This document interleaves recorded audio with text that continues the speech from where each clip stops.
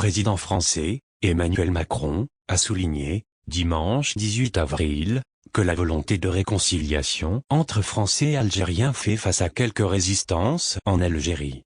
La réaction d'Emmanuel Macron intervient dans un climat de tension marqué, notamment, par le report, à la dernière minute, de la visite du ministre français, Jean Castex, prévue le 11 avril à Alger.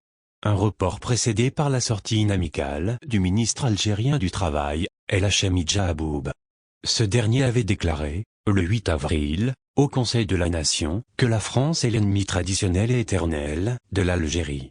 Dans un entretien accordé, dimanche 18 avril au quotidien Le Figaro, dont des extraits ont été repris par l'AFP, Emmanuel Macron a affirmé qu'une volonté de réconciliation des mémoires entre Français et Algériens est très largement partagée, mais elle fait face à quelques résistances en Algérie.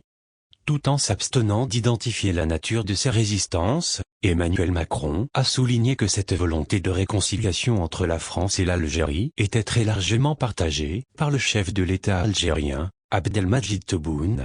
Je crois au contraire que cette volonté est très largement partagée, notamment par le président Tebboune.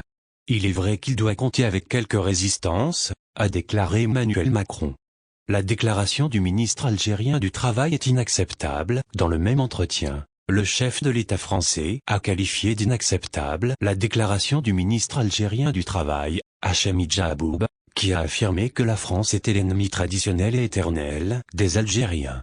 Des propos que le secrétaire d'État français aux Affaires européennes, Clément Beaune, a jugés excessifs lors de son passage, dimanche 11 avril, dans l'émission Le Grand Jury des médias RTL/Le Figaro LCI. Il faut reconnaître que les relations traditionnellement difficiles entre la France et l'Algérie connaissent un nouveau coup de froid, surtout après le report de la visite du Premier ministre français, Jean Castex, à Alger. Le dossier de la mémoire est toujours considéré comme une épine dans les relations entre les deux États depuis l'indépendance de l'Algérie, en 1962.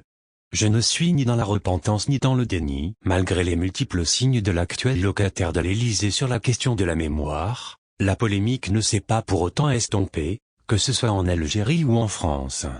Ne vous y trompez pas, derrière le sujet franco-algérien il y a d'abord un sujet franco-français, affirme Emmanuel Macron dans son entretien au Figaro.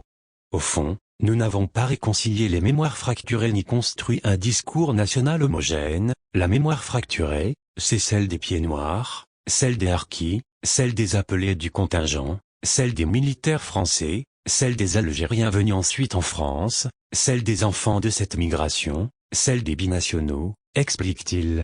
Je ne suis ni dans la repentance ni dans le déni.